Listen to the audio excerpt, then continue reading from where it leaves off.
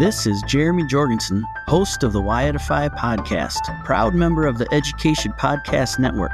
Each show on the network is independently owned, and the views expressed may not represent those of other podcasts. For the best education podcasts, visit edupodcastnetwork.com.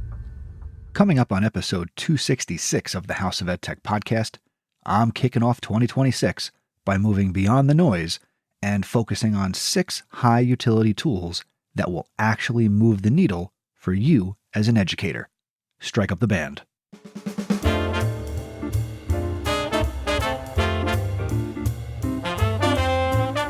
Welcome to the House of EdTech. My name is Chris Nessie. The House of EdTech launched in 2014, giving me the opportunity to speak with teachers, leaders, and creators so you can more effectively integrate technology, strengthen your pedagogy, and have more confidence in your classroom and school so you can make an impact. Get involved with the podcast by visiting my website, chrisnessie.com. Using technology isn't difficult, and this is where it begins. This is the House of EdTech. Happy New Year, happy January. Welcome back to another episode of the podcast. Very excited to have you here. Hope you enjoyed your holiday season. If you're a new listener, welcome aboard. And if you're a returning listener, welcome back. All right. We are hitting 2026 hard here at the beginning of the year. A lot of things are happening in, my life, personally, professionally, creatively. And if you're interested in that, I'm going to put those things at the end of the episode. So make sure you stick around to the end to hear about all the different things that I am doing. Podcasting, streaming, all this stuff. All right. But coming up in today's episode, I'm going to be highlighting 6 pieces of technology that I think are going to help you as an educator level up your practice, right? The title of this episode is to transform your practice. Some of these things are going to be things you can use directly with your students. Some of these things are going to be things that really are going to be just for you, that again, because you level up what you're doing with technology and you're being reflective and thinking about what you're doing, it's going to impact your students because that's just how it's going to work. All right. I've got an EdTech thought that I'm going to share with you coming up in just a couple seconds, and then we will get right into the featured content. All right. But let's, again, as I just said, okay, let's go into the EdTech thought.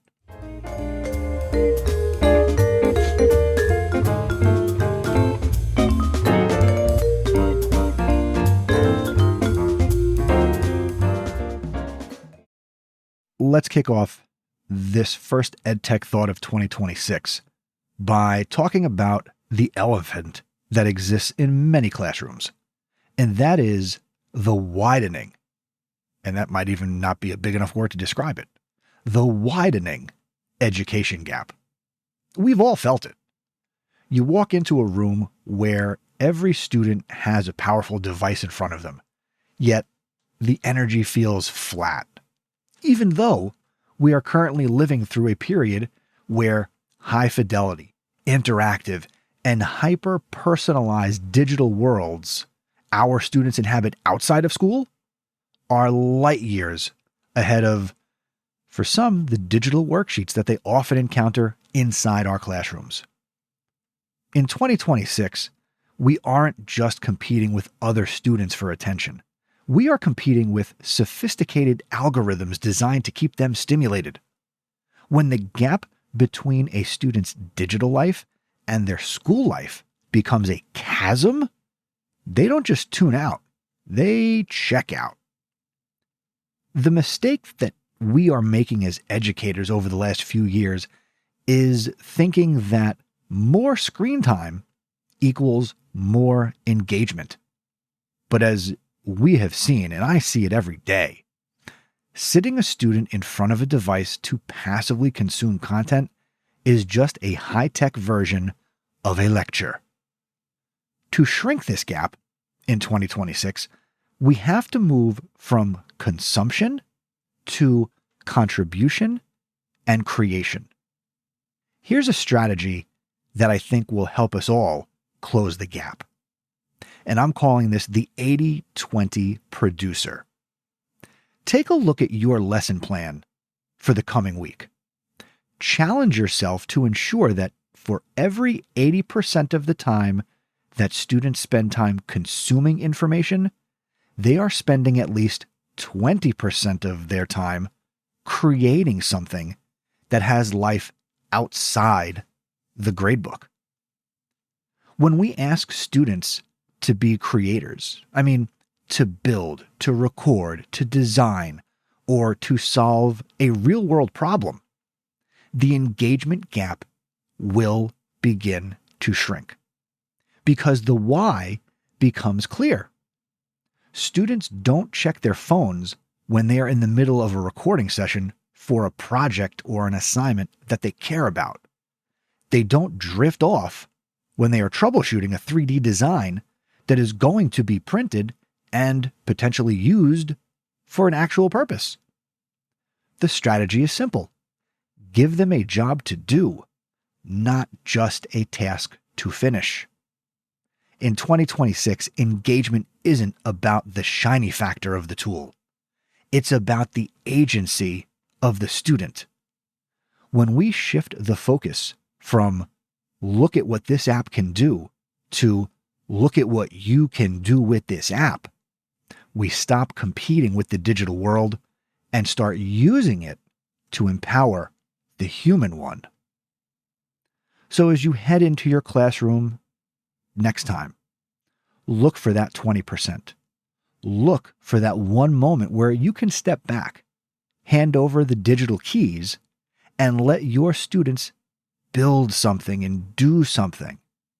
Because when they are the architects, they'll never want to leave the building. If you're shrinking the engagement gap in other ways besides what I just suggested, I want to hear about it, and I want to be able to share that in a future episode. So email me, feedback@chrisnesi.com, or you can reach out to me on Blue Sky, Threads, or Instagram. And that's my EdTech thought.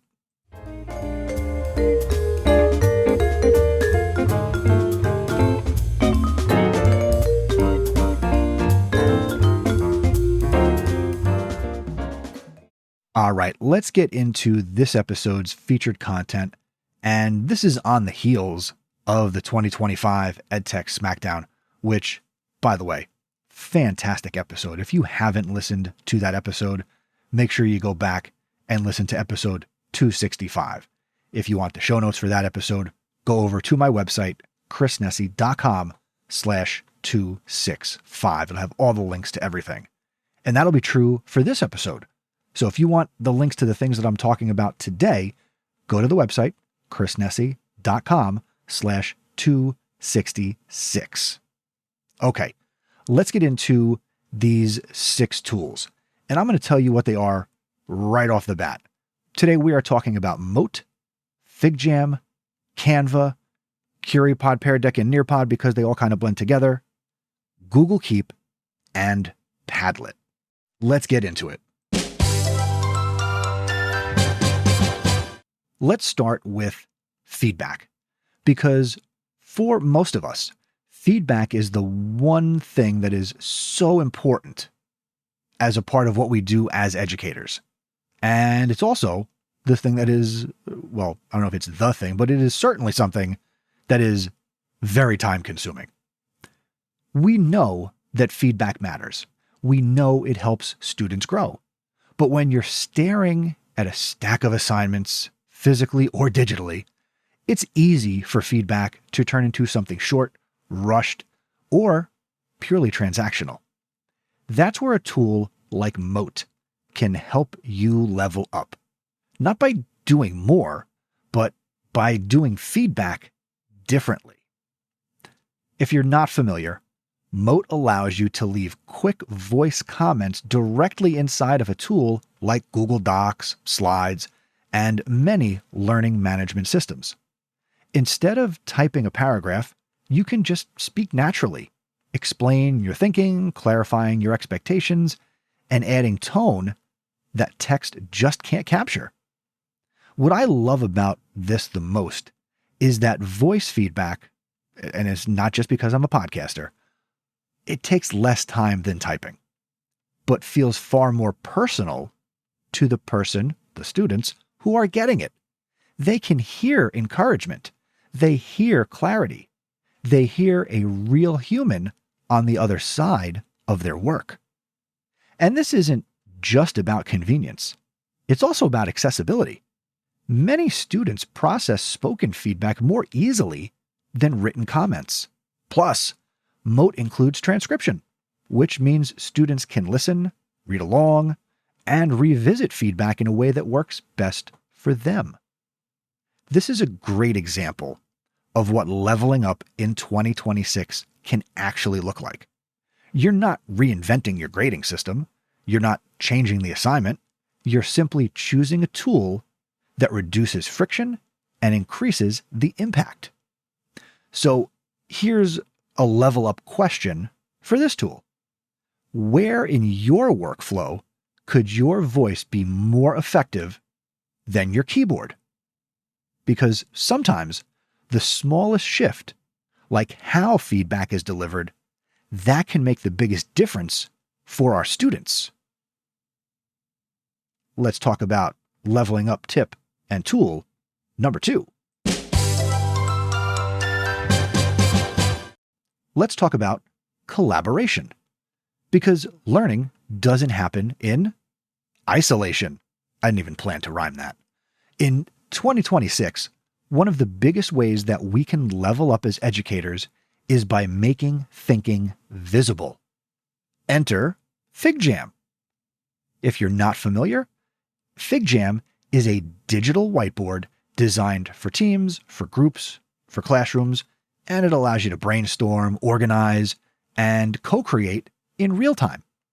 You might also look at a tool like Miro, which does something very similar. But we're going to focus on FigJam. And the magic here is that FigJam makes collaboration active, not passive. Instead of students just listening or watching, they're contributing. They're moving ideas around, literally.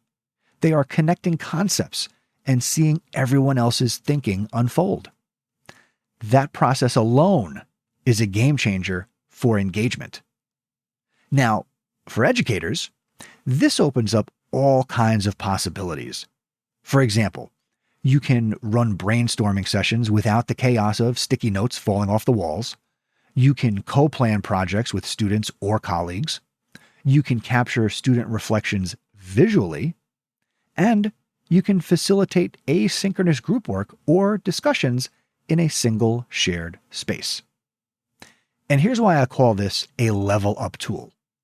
It isn't about adding bells and whistles. It's about amplifying what students are already thinking and making it visible for everyone to engage with. It allows people to respond to it and improve upon it. We can add to the idea pot. It's also a safe space for students who may not feel confident speaking up. We've all got those kids in our classrooms. Their ideas still matter. They're just contributing in a different way. And for you and I as the educators, we get the opportunity to get some real-time insight into their thinking, their comprehension, and the creativity of our kids. Here's my level up question for FigJam. How often do your students get to visually share their thinking before they turn in a final product?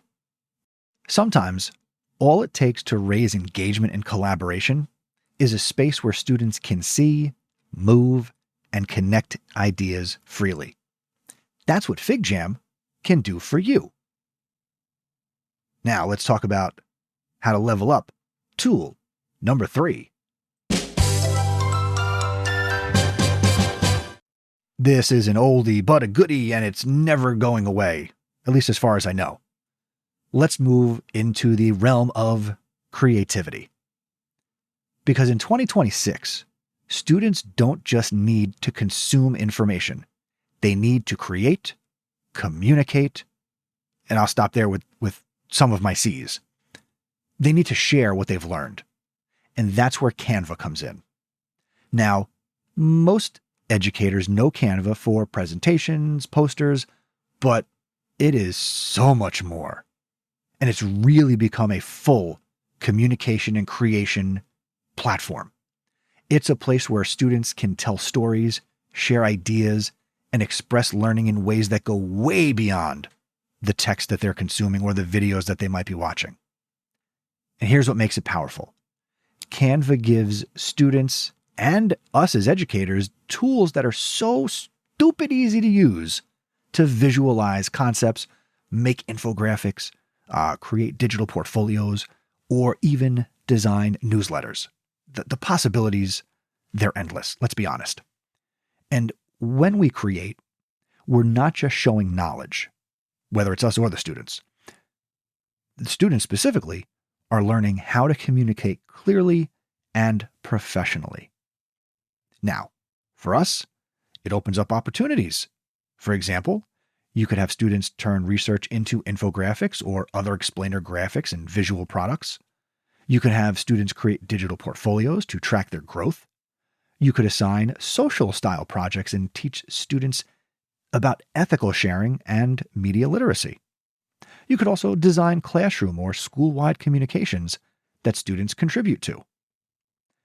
This is a classic level up scenario. You're not just doing more assignments. You're giving students a better way to express understanding and helping them build skills that last far, far, far, far, far beyond the classroom. Here's my level up question for Canva. Are your students creating content or just consuming it? Because when students start to create, they move from being passive recipients of knowledge, which sounds very official, to active participants in learning. And that shift alone can transform your practice because you're making it happen. Now let's talk about tool number 4. And it's like 4A, 4B, and 4C. But let's get there. Let's talk about engagement, because we all know that learning only happens when students are actually participating. And one of the simplest ways to level up in 2026 is by checking in with students as they learn, not just at the end. This is where tools like CurryPod, Pear Deck, or Nearpod really shine. Each of these platforms takes traditional presentations and makes them interactive. Instead of a lecture where students passively watch or take notes, these tools allow you to insert polls, quizzes, checks for understanding, reflection questions, and it can all happen in real time. The benefits of tools like these are huge. You can again check for understanding. You can adjust the pace of your lesson based on live responses you're getting. You can keep students accountable without the pressure of being called on. And I did have air quotes up there. You can also gather data that informs future lessons. And it doesn't take any extra time or extra grading. And here's the thing. This isn't about it being flashy or even gamifying. It's about participation that actually matters. Engagement isn't entertainment. It's insight. It's you knowing exactly where your students are in the learning and then responding accordingly. When you were in your teacher prep program, you might have referred to that as modifying and adjusting the lesson. Here's my level up question for CurryPod, Pear Deck, Nearpod, and platforms like those. How often do you pause during lessons to see what students actually understand in that moment? Because sometimes the smallest shift, like embedding one formative check-in, can completely change how students experience the lesson. That's what leveling up looks like in practice. Now let's move over to tool and level up idea number 5.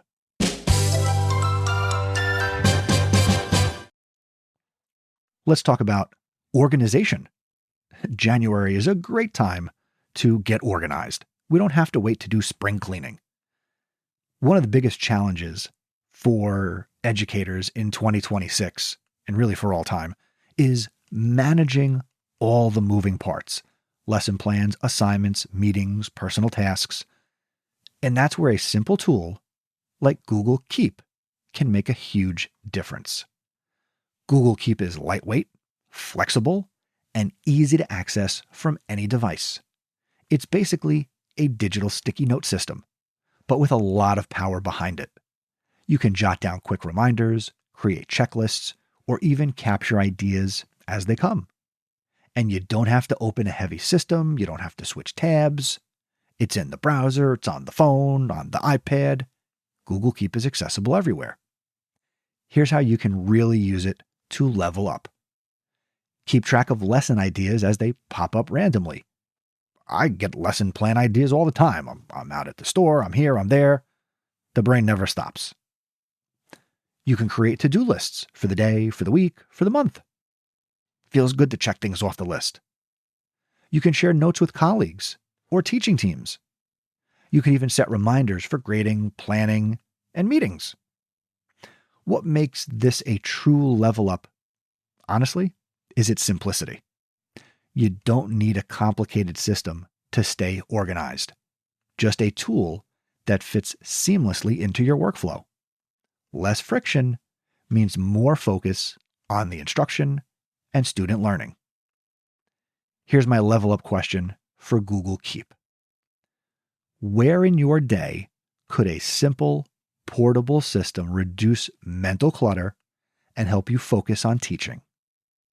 Because sometimes the smallest organizational shift, like capturing an idea instantly, can save you time, reduce your stress, and give you more bandwidth for work that really matters. And now let's talk about tool and level up idea number 6. Finally, let's talk about giving every student a voice, and not just the loudest voices in the room. In 2026, leveling up means creating spaces where all students can contribute and collaborate. That's where Padlet comes in. If you're not familiar with Padlet, it is a digital bulletin board on steroids. You can create boards, walls, or timelines where students can post ideas, questions, images, links, reflections. There's a lot you can do. And it's because it's so flexible, you can adapt it to any lesson or activity. Here's how you can use Padlet to level up. You can brainstorm and collect ideas in real time. You could do exit tickets, checks for understanding, quick reflections, anything in and around the lesson. You can have students be submitting to a Padlet. You could do back channel discussions. Remember those? Remember when back channeling was huge? I still haven't forgotten back channeling. But this can allow you to have students have conversations who are shy and don't want to raise their hand and speak out loud. They can contribute to the Padlet. You can do collaborative research boards or project planning spaces. You can also share resources and insights during professional learning communities. It can also organize. It's a fantastic tool. Now, what I really love about Padlet is it reduces barriers. Students who might hesitate to raise their hand suddenly have a safe space to contribute. For you as the educator, you get a window into every student's thinking, not just the ones who speak up first. Here's my level up question for Padlet. How often do all your students get to contribute ideas at the same time in a way that's visible to everyone? Because sometimes leveling up isn't about the tools you use. It's about creating structures that allow everyone to participate. It allows everyone to reflect, and it allows everyone to grow. Padlet gives you that opportunity, and it's incredibly simple to implement.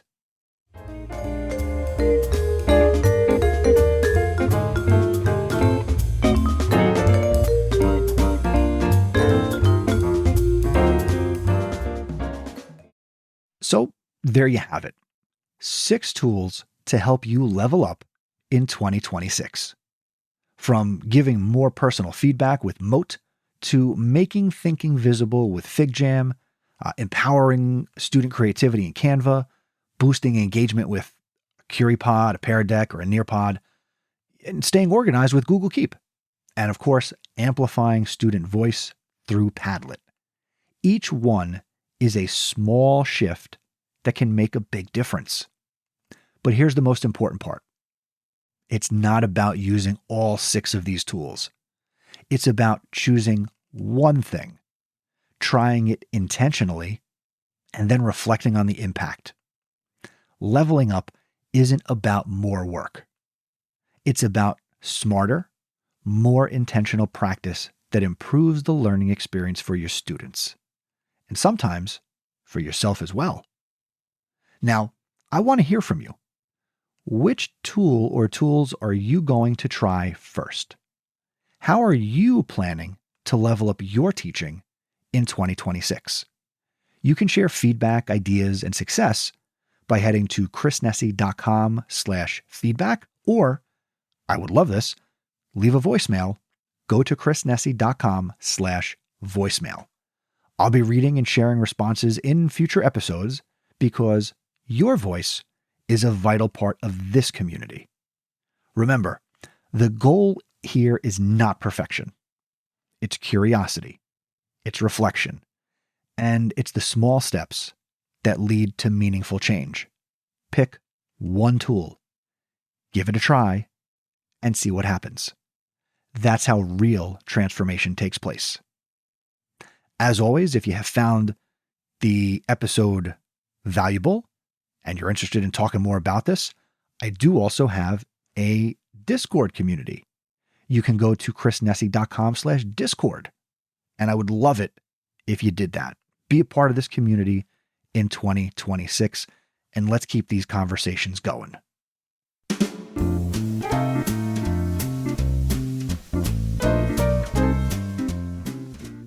I want to thank you for joining me for another episode of the House of EdTech podcast. If you haven't yet, hit subscribe or follow. Let's make this your go-to for professional growth. You'll find links and resources for this episode on my website at chrisnessy.com. I'm always excited to hear your feedback, your questions, so send an email to feedback@chrisnessy.com or leave a voicemail at chrisnessy.com/voicemail, and let's keep the conversation going. If you know an educator who would love this content, be sure to share this episode with them. Your support helps me reach more people and build a stronger community. Now, I want to give a big shout out to my awesome supporters. Thank you to Leo Calbush, Brian Carpenter, Aaron Cummings, Jeff Herb, and Matt Miller. If you'd like to join this amazing group, visit chrisnessy.com/awesome. Your support truly makes a difference. The next episode of the House of EdTech podcast is going to be episode number 267, because that's how numbers work. And that's going to come your way, I'm going to say on January 25th. So get ready for another awesome episode. Now, as I said, I had a couple of things I wanted to share here, so I've got a few bars of music to get that done with. Number one, I'm in the midst of doing a 30-day series via TikTok, YouTube Shorts, Instagram Reels. It's the same video, I'm just putting it on a bunch of places, LinkedIn, and I am doing 30 days to launch a podcast. So if you're interested in podcasting, either for yourself or you're looking for resources for your students, if you want to do podcasting in the classroom, I will have links in the show notes where you can get the YouTube playlist that I am building here in the month of January 2026. If this is way past January 2026, go check it out. I'll have a link in the show notes and you can check out those shorts. And again, I love podcasting, so that's why I'm trying to share that around. Speaking of podcasting, I'm also launching a new podcast. Shocker, right? Me and my buddy Joe Juba are doing a podcast called Satcast. So if you remember the old days of Twitter and Sat Chat on Saturday mornings, we are bringing back the idea of community and we're going to be soliciting you to contribute and participate in SatCast. You can find more information and listen to the trailer and subscribe at thesatcast.com. And now remember, using technology isn't difficult. Just give it a try.